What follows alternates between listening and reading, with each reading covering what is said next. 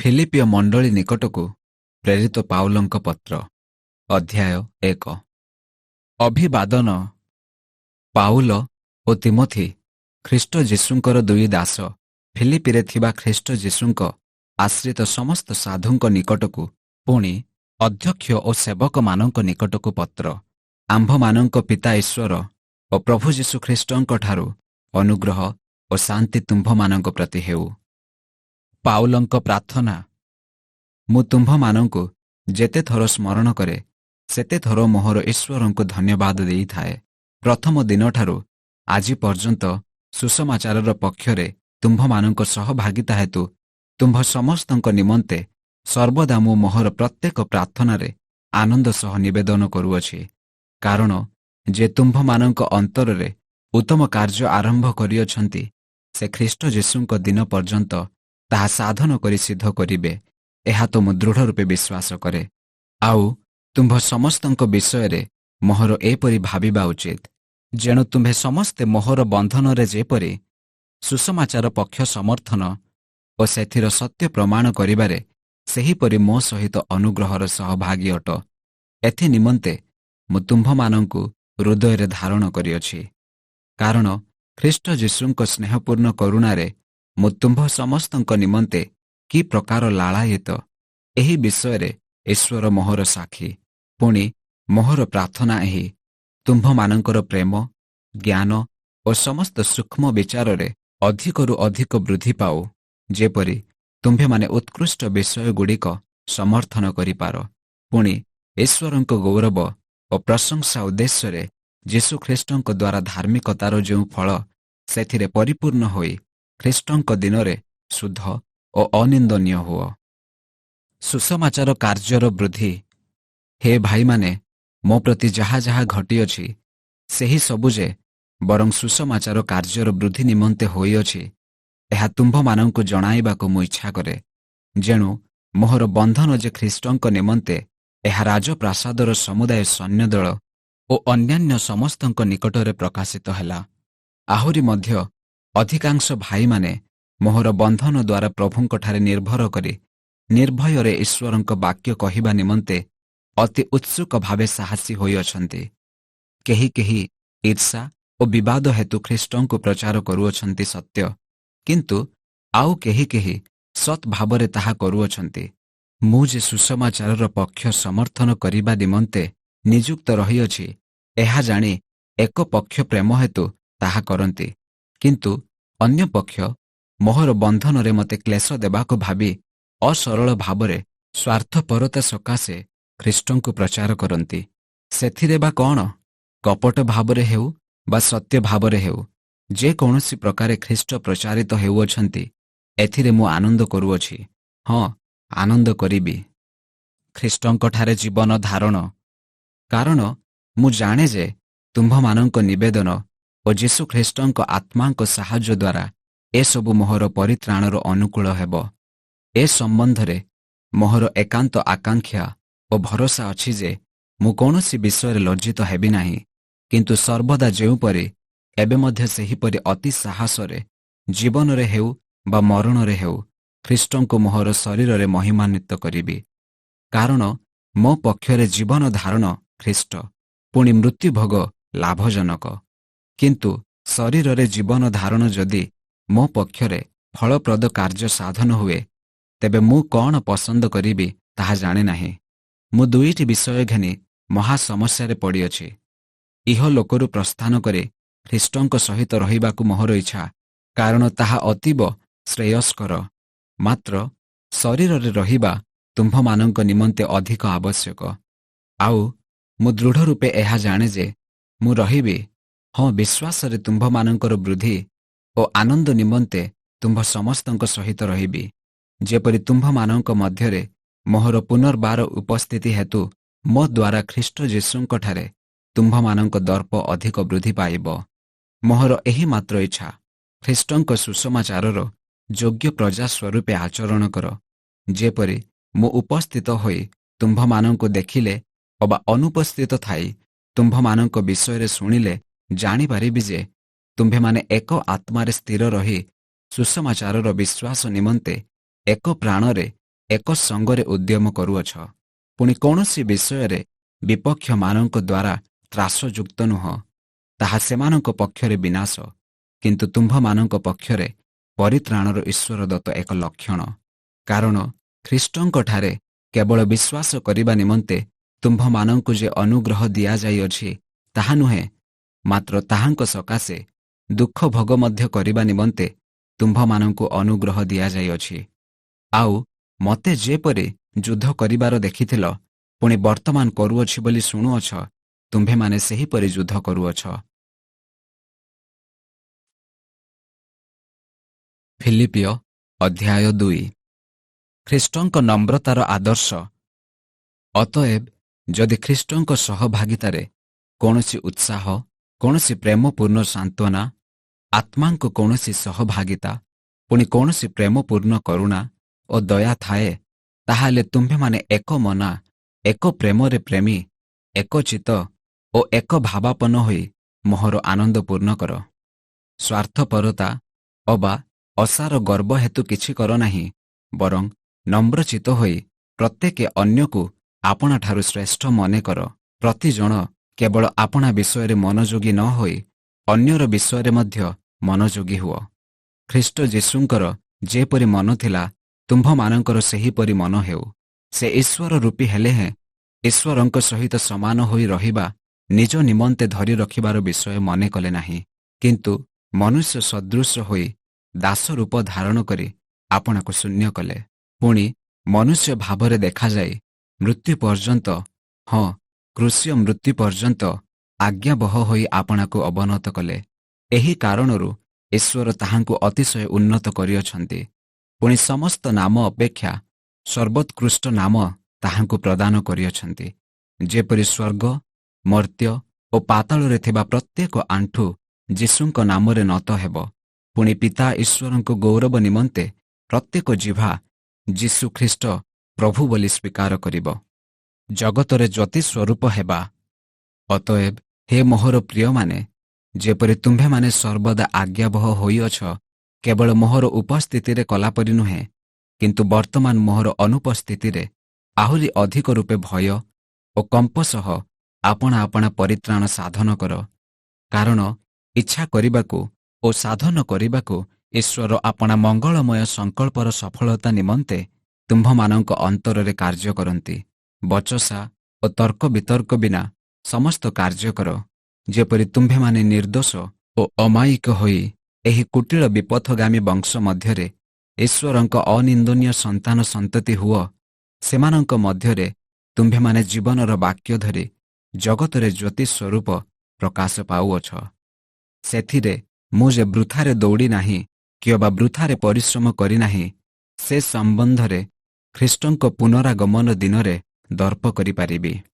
ହଁ, ଆଉ ଯଦି ମୋହର ରକ୍ତ ତୁମ୍ଭମାନଙ୍କ ବିଶ୍ୱାସ ସମ୍ବନ୍ଧୀୟ ସେବାରେ ପେୟ ନୈବେଦ୍ୟ ପରି ଢଳାଯାଏ, ତେବେ ମଧ୍ୟ ମୁଁ ଆନନ୍ଦିତ ଓ ତୁମ୍ଭ ସମସ୍ତଙ୍କ ସହିତ ଉଲ୍ଲସିତ। ଆଉ ସେହି ପ୍ରକାରେ ତୁମ୍ଭେମାନେ ମଧ୍ୟ ଆନନ୍ଦ କର ଓ ମୋ ସହିତ ଉଲ୍ଲାସ କର। ତିମୋଥି ଏବଂ ଏପାଫ୍ରୋଦିତ। କିନ୍ତୁ ମୁଁ ତୁମ୍ଭମାନଙ୍କ ନିକଟକୁ ତିମୋଥିଙ୍କୁ ଶୀଘ୍ର ପଠାଇବି ବୋଲି ପ୍ରଭୁ ଯୀଶୁଙ୍କଠାରେ ଭରସା କରୁଅଛି, ଯେପରି ତୁମ୍ଭମାନଙ୍କ ଅବସ୍ଥା ବିଷୟ ଜାଣି ମୁଁ ମଧ୍ୟ ଉତ୍ସାହିତ ହେବି। କାରଣ ଯେ ତୁମ୍ଭମାନଙ୍କ ବିଷୟରେ ପ୍ରକୃତରେ ମନୋଯୋଗ କରିବ, ଏପରି ସମଭାବାପନ୍ନ ଲୋକ ତାହାଙ୍କ ବିନା ମୋ ନିକଟରେ ଆଉ କେହି ନାହିଁ। ଯେଣୁ ସମସ୍ତେ ଯୀଶୁଖ୍ରୀଷ୍ଟଙ୍କ ବିଷୟ ଚେଷ୍ଟା ନ କରି ସ୍ୱାର୍ଥ ଚେଷ୍ଟା କରନ୍ତି। ସେ ଯେ ପରୀକ୍ଷା ସିଦ୍ଧ ଲୋକ, ଏହା ତୁମ୍ଭେମାନେ ଜାଣ। ପୁତ୍ର ପିତାର ସେବା କଲାପରି ସେ ତ ସୁସମାଚାର କାର୍ଯ୍ୟରେ ମୋ ସହିତ ସେବା କରିଥିଲେ। ଅତଏବ ମୋ ପ୍ରତି କ'ଣ ଘଟିବ, ତାହା ଜାଣିବା ମାତ୍ର ତାହାଙ୍କୁ ପଠାଇବି ବୋଲି ଭରସା କରୁଅଛି। କିନ୍ତୁ ମୁଁ ପ୍ରଭୁଙ୍କଠାରେ ବିଶ୍ୱାସ କରୁଅଛି ଯେ ମୁଁ ନିଜେ ମଧ୍ୟ ଶୀଘ୍ର ଯିବି। କିନ୍ତୁ ମୁଁ ମୋହର ଭ୍ରାତା, ସହକର୍ମୀ, ସହସେନା ଓ ମୋହର ଅଭାବ ପୂରଣ ନିମନ୍ତେ ତୁମ୍ଭମାନଙ୍କର ପ୍ରେରିତ ଓ ସେବକ ଏପାଫ୍ରୋଦିତଙ୍କୁ ତୁମ୍ଭମାନଙ୍କ ନିକଟକୁ ପଠାଇବା ପାଇଁ ଆବଶ୍ୟକ ମନେକଲି। କାରଣ ସେ ତୁମ୍ଭ ସମସ୍ତଙ୍କୁ ଦେଖିବା ପାଇଁ ଅତ୍ୟନ୍ତ ଇଚ୍ଛୁକ। ପୁଣି ସେ ପୀଡ଼ିତ ଅଛନ୍ତି ବୋଲି ତୁମ୍ଭେମାନେ ଶୁଣିଥିବାରୁ ଅତ୍ୟନ୍ତ ବ୍ୟଥିତ। ହଁ, ସେ ମୃତ୍ୟୁ ସରିକି ପୀଡ଼ିତ ହୋଇଥିଲେ, କିନ୍ତୁ ଈଶ୍ୱର ତାହାଙ୍କୁ ଦୟା କଲେ, ଆଉ କେବଳ ତାହାଙ୍କୁ ନୁହେଁ, ମାତ୍ର ଯେପରି ମୋ ପ୍ରତି ଦୁଃଖ ଉପରେ ଦୁଃଖ ଘଟିବ ନାହିଁ, ଏଥିପାଇଁ ମୋ ଉପରେ ମଧ୍ୟ ଦୟା କଲେ। ଏଣୁ ତୁମ୍ଭେମାନେ ଯେପରି ତାହାଙ୍କୁ ପୁନର୍ବାର ଦେଖି ଆନନ୍ଦ କର ଓ ମୋ ଦୁଃଖ ଯେପରି ଊଣା ପଡ଼େ, ଏଥିପାଇଁ ମୁଁ ତାହାଙ୍କୁ ପଠାଇବା ନିମନ୍ତେ ଅଧିକ ଯତ୍ନବାନ ହେଲି। ଅତଏବ ପ୍ରଭୁଙ୍କ ହେତୁ ତାହାଙ୍କୁ ଅତି ଆନନ୍ଦରେ ଗ୍ରହଣ କର, ଆଉ ଏହି ପ୍ରକାର ବ୍ୟକ୍ତିମାନଙ୍କୁ ସମାଦର କର। କାରଣ ମୋ ପ୍ରତି ତୁମ୍ଭମାନଙ୍କ ସେବାରେ ଯାହା କିଛି ଅଭାବ, ତାହା ପୂରଣ କରିବାକୁ ସେ ଖ୍ରୀଷ୍ଟଙ୍କ କାର୍ଯ୍ୟରେ ଆପଣା ଜୀବନ ବିପଦଗ୍ରସ୍ତ କରି ମୃତପ୍ରାୟ ହୋଇଥିଲେ। ଫିଲିପିଓ ଅଧ୍ୟାୟ 3। ପ୍ରକୃତ ଧାର୍ମିକତା। ଅବଶେଷରେ ହେ ମୋହର ଭାଇମାନେ, ପ୍ରଭୁଙ୍କଠାରେ ଆନନ୍ଦ କର। ଏକ ପ୍ରକାର କଥା ତୁମ୍ଭମାନଙ୍କ ନିକଟକୁ ଥରକୁ ଥର ଲେଖିବା ମୋ ପ୍ରତି କ୍ଳାନ୍ତିଜନକ ନୁହେଁ, ବରଂ ସେହି ସବୁ ତୁମ୍ଭମାନଙ୍କ ନିମନ୍ତେ ନିଷ୍ଠାଜନକ। କୁକୁରମାନଙ୍କଠାରୁ ସାବଧାନ, ଦୁଷ୍ଟ କାର୍ଯ୍ୟକାରୀମାନଙ୍କଠାରୁ ସାବଧାନ, ସୁନ୍ନତବାଦୀ ଲୋକମାନଙ୍କଠାରୁ ସାବଧାନ। କାରଣ ଆମ୍ଭେମାନେ ପ୍ରକୃତରେ ସୁନ୍ନତ ପ୍ରାପ୍ତ। ଆମ୍ଭେମାନେ ଈଶ୍ୱରଙ୍କ ଆତ୍ମାରେ ଉପାସନା କରୁ, ପୁଣି ବାହ୍ୟିକ ବିଷୟ ଉପରେ ନିର୍ଭର ନ କରି ଖ୍ରୀଷ୍ଟ ଯୀଶୁଙ୍କଠାରେ ଦର୍ପ କରୁ। ମୁଁ ତ ବାହ୍ୟିକ ବିଷୟ ଉପରେ ମଧ୍ୟ ନିର୍ଭର କରିପାରନ୍ତି, ଯଦି ଅନ୍ୟ କେହି ବାହ୍ୟିକ ବିଷୟ ଉପରେ ନିର୍ଭର କରିପାରେ ବୋଲି ମନେ କରେ, ତେବେ ମୁଁ ଅଧିକ କରିପାରେ। ମୁଁ ଅଷ୍ଟମ ଦିନରେ ସୁନ୍ନତ ପ୍ରାପ୍ତ, ଇସ୍ରାଏଲ ବଂଶଜାତ, ବିନ୍ୟାମିନ୍ ଗୋଷ୍ଠୀୟ, ଏବ୍ରିୟ ରକ୍ତଜାତ ଜଣେ ଏବ୍ରିୟ, ମୋଶାଙ୍କ ବ୍ୟବସ୍ଥା ପାଳନ ସମ୍ବନ୍ଧରେ ଜଣେ ଫାରୁସୀ, ଉଦ୍ଯୋଗ ସମ୍ବନ୍ଧରେ ମଣ୍ଡଳୀର ଜଣେ ତାଡ଼ନାକାରୀ, ପୁଣି ମୋଶାଙ୍କ ବ୍ୟବସ୍ଥାଗତ ଧାର୍ମିକତା ସମ୍ବନ୍ଧରେ ନିର୍ଦ୍ଦୋଷ ଦେଖାଯାଇଥିଲି। କିନ୍ତୁ ଯାହା ସବୁ ମୋ ପକ୍ଷରେ ଲାଭଜନକ ଥିଲା, ସେହି ସବୁ ମୁଁ ଖ୍ରୀଷ୍ଟଙ୍କ ନିମନ୍ତେ କ୍ଷତିଜନକ ବୋଲି ଗଣ୍ୟ କରିଅଛି। ହଁ, ପ୍ରକୃତରେ ମୁଁ ମୋହର ପ୍ରଭୁ ଖ୍ରୀଷ୍ଟ ଯୀଶୁଙ୍କ ଜ୍ଞାନର ଉତ୍କୃଷ୍ଟତା ନିମନ୍ତେ ସମସ୍ତ ବିଷୟ କ୍ଷତିଜନକ ବୋଲି ଗଣ୍ୟ କରେ। ତାହାଙ୍କ ନିମନ୍ତେ ମୁଁ ସମସ୍ତ ବିଷୟର କ୍ଷତି ସହ୍ୟ କଲି, ପୁଣି ସେହି ସବୁ ଆବର୍ଜନା ସ୍ୱରୂପ ଗଣ୍ୟ କରେ, ଯେପରି ମୁଁ ଖ୍ରୀଷ୍ଟଙ୍କୁ ଲାଭ କରିପାରେ ଓ ତାହାଙ୍କର ବୋଲି ଜଣାଯାଏ। ପୁଣି ମୋଶାଙ୍କ ବ୍ୟବସ୍ଥା ପାଳନ ହେତୁ ନିଜର ଧାର୍ମିକତା ପ୍ରାପ୍ତ ନ ହୋଇ, ବରଂ ଯେପରି ଖ୍ରୀଷ୍ଟଙ୍କଠାରେ ବିଶ୍ୱାସ ଦ୍ୱାରା ଈଶ୍ୱରଦତ୍ତ ବିଶ୍ୱାସମୂଳକ ଧାର୍ମିକତା ପ୍ରାପ୍ତ ହୁଏ, ଯେପରି ମୁଁ ତାହାଙ୍କୁ ତାହାଙ୍କ ପୁନରୁତ୍ଥାନର ଶକ୍ତି ଓ ତାହାଙ୍କ ମୃତ୍ୟୁ ଭୋଗରେ ତାହାଙ୍କ ତୁଲ୍ୟ ହୋଇ ତାହାଙ୍କ ଦୁଃଖ ଭୋଗର ସହଭାଗିତା ଜ୍ଞାତ ହୁଏ ଏବଂ କୌଣସି ପ୍ରକାରେ ମୃତମାନଙ୍କ ମଧ୍ୟରୁ ପୁନରୁତ୍ଥାନ ପ୍ରାପ୍ତ ହୋଇପାରେ। ଲକ୍ଷ୍ୟସ୍ଥଳକୁ ଦୌଡ଼ିବା। ମୁଁ ଯେ ଏବେ ସେହି ସମସ୍ତ ପ୍ରାପ୍ତ ହୋଇଅଛି ଅବା ସିଦ୍ଧି ଲାଭ କରିଅଛି, ତାହା ନୁହେଁ, କିନ୍ତୁ ମୁଁ ଖ୍ରୀଷ୍ଟ ଯୀଶୁଙ୍କ ଦ୍ୱାରା ଧୃତ ହୋଇଥିବାରୁ ତାହା ଧରିବା ପାଇଁ ଦୌଡ଼ୁଅଛି। ହେ ଭାଇମାନେ, ମୁଁ ଏପର୍ଯ୍ୟନ୍ତ ତାହା ଧରିଅଛି ବୋଲି ମନେ କରୁନାହିଁ, କିନ୍ତୁ ଗୋଟିଏ ବିଷୟ ମୁଁ କରୁଅଛି, ପଶ୍ଚାତ୍ ବିଷୟ ସବୁ ମନରୁ ଦୂର କରି ସମ୍ମୁଖରେ ଥିବା ବିଷୟଗୁଡ଼ିକ ପ୍ରତି ଦୃଷ୍ଟି ରଖି ଖ୍ରୀଷ୍ଟ ଯୀଶୁଙ୍କଠାରେ ଈଶ୍ୱରଙ୍କ ସ୍ୱର୍ଗୀୟ ଆହ୍ୱାନର ପୁରସ୍କାର ପାଇବା ନିମନ୍ତେ ପ୍ରାଣପଣ କରି ଲକ୍ଷ୍ୟସ୍ଥଳକୁ ଦୌଡ଼ୁଅଛି। ଅତଏବ ଆସ, ଆମ୍ଭେମାନେ ଯେତେ ଲୋକ ସିଦ୍ଧ ଏହିପରି ଭାବ ଧାରଣ କରୁ। ଆଉ ଯଦି କୌଣସି ବିଷୟରେ ତୁମ୍ଭମାନଙ୍କର ଭାବ ଭିନ୍ନ ପ୍ରକାର ଥାଏ, ତେବେ ଏହା ମଧ୍ୟ ଈଶ୍ୱର ତୁମ୍ଭମାନଙ୍କ ନିକଟରେ ପ୍ରକାଶ କରିବେ। କେବଳ ଆମ୍ଭେମାନେ ଯେତେ ପର୍ଯ୍ୟନ୍ତ ଅଗ୍ରସର ହୋଇଅଛୁ, ସେହି ଅନୁସାରେ ଆଚରଣ କରୁ। ହେ ଭ୍ରାତୃଗଣ, ତୁମ୍ଭେମାନେ ଏକତ୍ର ମିଳି ମୋହର ଅନୁକାରୀ ହୁଅ। ପୁଣି ଆମ୍ଭମାନଙ୍କଠାରେ ଯେଉଁ ଆଦର୍ଶ ଦେଖୁଅଛ, ଯେଉଁମାନେ ତଦନୁଯାୟୀ ଆଚରଣ କରନ୍ତି, ସେମାନଙ୍କ ପ୍ରତି ଦୃଷ୍ଟି କର। କାରଣ ଏପରି ଅନେକ ଅଛନ୍ତି, ଯେଉଁମାନଙ୍କର ଆଚରଣ ବିଷୟରେ ମୁଁ ତୁମ୍ଭମାନଙ୍କୁ ଥରକୁ ଥର କହିଅଛି, ଆଉ ବର୍ତ୍ତମାନ ମଧ୍ୟ କାନ୍ଦି କାନ୍ଦି କହୁଅଛି। ସେମାନେ ଖ୍ରୀଷ୍ଟଙ୍କ କ୍ରୁଶର ଶତ୍ରୁ। ସେମାନଙ୍କ ପରିଣାମ ବିନାଶ। ଉଦର ସେମାନଙ୍କର ଦେବତା। ସେମାନେ ଆପଣା ଆପଣା ଲଜ୍ଜାକୁ ଦର୍ପର ବିଷୟ ମନେ କରନ୍ତି, ପୁଣି ପାର୍ଥିବ ବିଷୟଗୁଡ଼ିକରେ ଆସକ୍ତ ଅଟନ୍ତି। ଆମ୍ଭେମାନେ ତ ସ୍ୱର୍ଗର ପ୍ରଜା, ସେ ସ୍ଥାନରୁ ମଧ୍ୟ ଆମ୍ଭେମାନେ ତ୍ରାଣକର୍ତ୍ତା ପ୍ରଭୁ ଯୀଶୁଖ୍ରୀଷ୍ଟଙ୍କ ଆଗମନର ଅପେକ୍ଷାରେ ଅଛୁ। ସେ ଆପଣାର ଯେଉଁ କାର୍ଯ୍ୟ ସାଧକ ଶକ୍ତି ଦ୍ୱାରା ସମସ୍ତ ବିଷୟକୁ ନିଜର ବଶୀଭୂତ କରିପାରନ୍ତି, ତଦ୍ୱାରା ଆମ୍ଭମାନଙ୍କର ଛାର ଶରୀରକୁ ରୂପାନ୍ତରିତ କରି ଆପଣାର ଗୌରବମୟ ଶରୀରର ସଦୃଶ କରିବେ।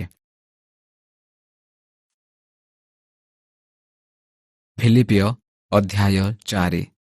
ଅତଏବ ହେ ମୋହର ପ୍ରିୟ ଓ ଇଷ୍ଟ, ମୋହର ଆନନ୍ଦ ଓ ମୁକୁଟ ସ୍ୱରୂପ ଭ୍ରାତୃବୃନ୍ଦ, ଏହିପରି ଭାବରେ ପ୍ରଭୁଙ୍କଠାରେ ସ୍ଥିର ହୋଇଥାଅ। ପରାମର୍ଶ ଏବଂ ଉତ୍ସାହ ପ୍ରଭୁଙ୍କଠାରେ ଏକ ମନା ହେବା ନିମନ୍ତେ ମୁଁ ଇୟୋଦିଆ ଓ ସୁନ୍ତୁଖି ଉଭୟଙ୍କୁ ଅନୁରୋଧ କରୁଅଛି।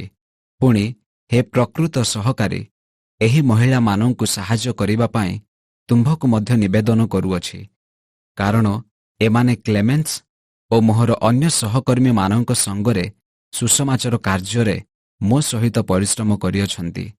ସେହି ସହକର୍ମୀମାନଙ୍କର ନାମ ଜୀବନ ପୁସ୍ତକରେ ଅଛି। ସର୍ବଦା ପ୍ରଭୁଙ୍କଠାରେ ଆନନ୍ଦ କର। ପୁନଶ୍ଚ କହୁଅଛି, ଆନନ୍ଦ କର। ତୁମ୍ଭମାନଙ୍କର ମୃଦୁପଣ ସମସ୍ତ ଲୋକଙ୍କ ନିକଟରେ ପ୍ରକାଶିତ ହେଉ। ପ୍ରଭୁ ନିକଟବର୍ତ୍ତୀ।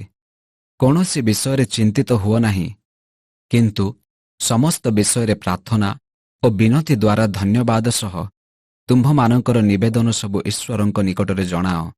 ସେଥିରେ ସମସ୍ତ ବୋଧର ଅଗମ୍ୟ ଯେ ଈଶ୍ୱରଙ୍କ ଶାନ୍ତି ତାହା ତୁମ୍ଭମାନଙ୍କର ହୃଦୟ ଓ ମନକୁ ଖ୍ରୀଷ୍ଟ ଯୀଶୁଙ୍କ ସହଭାଗିତାରେ ସୁରକ୍ଷା କରି ରଖିବ। ଅବଶେଷରେ ହେ ଭ୍ରାତୃଗଣ, ଯାହା ଯାହା ସତ୍ୟ, ଯାହା ଯାହା ଆଦରଣୀୟ, ଯାହା ଯାହା ଯଥାର୍ଥ, ଯାହା ଯାହା ବିଶୁଦ୍ଧ, ଯାହା ଯାହା ପ୍ରିୟ, ଯାହା ଯାହା ସୁଖ୍ୟାତିଯୁକ୍ତ, ଯେକୌଣସି ସଦ୍ଗୁଣ ଓ ପ୍ରଶଂସାର ବିଷୟ ଥାଏ, ସେହି ସମସ୍ତ ବିଷୟ ଚିନ୍ତା କର। ତୁମ୍ଭେମାନେ ଯେ ସମସ୍ତ ବିଷୟ ମୋଠାରୁ ଶିଖିଅଛ, ପାଇଅଛ, ଶୁଣିଅଛ ଓ ମୋଠାରେ ଦେଖିଅଛ, ସେହି ସବୁ କର। ସେଥିରେ ଶାନ୍ତିଦାତା ଈଶ୍ୱର ତୁମ୍ଭମାନଙ୍କର ସହବର୍ତ୍ତୀ ହେବେ। ଦାନ ନିମନ୍ତେ ଧନ୍ୟବାଦ ଜ୍ଞାପନ। ଏବେ ଅବଶେଷରେ ମୋ ନିମନ୍ତେ ତୁମ୍ଭମାନଙ୍କର ଚିନ୍ତା ଯେ ପ୍ରକାଶ ହୋଇପାରିଲା, ଏଥିପାଇଁ ମୁଁ ପ୍ରଭୁଙ୍କଠାରେ ମହାନନ୍ଦ କରୁଅଛି। ପ୍ରକୃତରେ ମୋ ବିଷୟରେ ତୁମ୍ଭମାନଙ୍କର ଚିନ୍ତା ଥିଲା, କିନ୍ତୁ ସୁଯୋଗ ନଥିଲା। ଅଭାବ ହେତୁ ମୁଁ ଯେ ଏହା କହୁଅଛି ତାହା ନୁହେଁ, କାରଣ ମୁଁ ଯେକୌଣସି ଅବସ୍ଥାରେ ଥାଏ, ସେଥିରେ ସନ୍ତୁଷ୍ଟ ରହିବାକୁ ଶିକ୍ଷା କରିଅଛି। ଦୀନତା ଭୋଗ କରି ଜାଣେ ଓ ପ୍ରଚୁରତା ମଧ୍ୟ ଭୋଗ କରି ଜାଣେ। ସର୍ବ ଅବସ୍ଥାରେ ଓ ସର୍ବ ବିଷୟରେ ପରିତୃପ୍ତ ହେବାରେ ବା କ୍ଷୁଧିତ ରହିବାରେ, ପ୍ରଚୁରତା ଭୋଗ କରିବାରେ କିମ୍ବା ଅଭାବଗ୍ରସ୍ତ ହେବାରେ ମୁଁ ସୁଶିକ୍ଷିତ ହୋଇଅଛି। ମୋହର ଶକ୍ତିଦାତାଙ୍କ ସାହାଯ୍ୟରେ ମୁଁ ସମସ୍ତ କରିପାରେ। ତଥାପି ତୁମ୍ଭେମାନେ ମୋହର କ୍ଲେଶ ଭୋଗର ସହଭାଗୀ ହେବା ଦ୍ୱାରା ଭଲ କରିଅଛ। ହେ ଫିଲିପିଓମାନେ, ତୁମ୍ଭେମାନେ ମଧ୍ୟ ନିଜେ ଜାଣ ଯେ ସୁସମାଚାର ପ୍ରଚାର କରିବା ଆରମ୍ଭ ସମୟରେ ଯେତେବେଳେ ମୁଁ ମାକିଦୋନିଆରୁ ପ୍ରସ୍ଥାନ କଲି, ସେତେବେଳେ ତୁମ୍ଭମାନଙ୍କ ବିନା ଆଉ କୌଣସି ମଣ୍ଡଳୀ ମୋହର ସହଭାଗୀ ହୋଇ ମୋ ସହିତ ଦେବା ନେବାର ହିସାବ ରଖିନଥିଲେ। କାରଣ ମୁଁ ଥେସଲୋନିକି ସହରରେ ଥିବା ସମୟରେ ସୁଦ୍ଧା ତୁମ୍ଭେମାନେ ମୋହର ଅଭାବ ମୋଚନ ନିମନ୍ତେ ଥରେ, ହଁ 2 ଥର ଦାନ ପଠାଇଥିଲ। ଦାନ ସକାଶେ ମୁଁ ଲାଳାୟିତ ନୁହେଁ, ମାତ୍ର ଯେଉଁ ଫଳ ଦ୍ୱାରା ତୁମ୍ଭମାନଙ୍କ ହିସାବର ଜମା ପାଖ ଅଧିକରୁ ଅଧିକ ବୃଦ୍ଧି ପାଉଅଛି, ସେଥିସକାଶେ ଲାଳାୟିତ। ମୁଁ ସବୁ ପାଇଅଛି, ପୁଣି ମୋହର ପ୍ରଚୁର ଅଛି। ତୁମ୍ଭମାନଙ୍କର ପଠାଇଥିବା ଯେଉଁ ସବୁ ବିଷୟ ଏପାଫ୍ରାଦିତଙ୍କ ପାଖରୁ ପାଇଅଛି, ସେହିସବୁ ମୋ ପାଇଁ ଯଥେଷ୍ଟ। ସେହିସବୁ ଈଶ୍ୱରଙ୍କ ନିକଟରେ ତୁଷ୍ଟିଜନକ ସୁଗନ୍ଧି ନୈବେଦ୍ୟ ଓ ସୁଗ୍ରାହ୍ୟ ବଳି ସ୍ୱରୂପ। ପୁଣି ମୋହର ଈଶ୍ୱର ଖ୍ରୀଷ୍ଟ ଯୀଶୁଙ୍କଠାରେ ତାହାଙ୍କର ଗୌରବମୟ ଐଶ୍ୱର୍ଯ୍ୟ ଅନୁସାରେ ତୁମ୍ଭମାନଙ୍କର ପ୍ରତ୍ୟେକ ଅଭାବ ପୂରଣ କରିବେ। ଆମ୍ଭମାନଙ୍କର ଈଶ୍ୱର ଓ ପିତାଙ୍କ ପ୍ରତି ଯୁଗେ ଯୁଗେ ଗୌରବ ହେଉ। ଆମେନ୍। ଶେଷ ସମ୍ଭାଷଣ। ଖ୍ରୀଷ୍ଟ ଯୀଶୁଙ୍କ ନାମରେ ପ୍ରତ୍ୟେକ ସାଧୁଙ୍କୁ ନମସ୍କାର ଜଣାଅ। ମୋହର ସଙ୍ଗୀ ଭ୍ରାତୃଗଣ ତୁମ୍ଭମାନଙ୍କୁ ନମସ୍କାର ଜଣାଉଅଛନ୍ତି। ସାଧୁମାନେ ସମସ୍ତେ, ବିଶେଷରେ ଯେଉଁମାନେ କାଇସରଙ୍କ ପ୍ରାସାଦରେ ଅଛନ୍ତି, ସେମାନେ ତୁମ୍ଭମାନଙ୍କୁ ନମସ୍କାର ଜଣାଉଅଛନ୍ତି। ପ୍ରଭୁ ଯୀଶୁଖ୍ରୀଷ୍ଟଙ୍କର ଅନୁଗ୍ରହ ତୁମ୍ଭମାନଙ୍କ ଆତ୍ମାର ସହବର୍ତ୍ତୀ ହେଉ।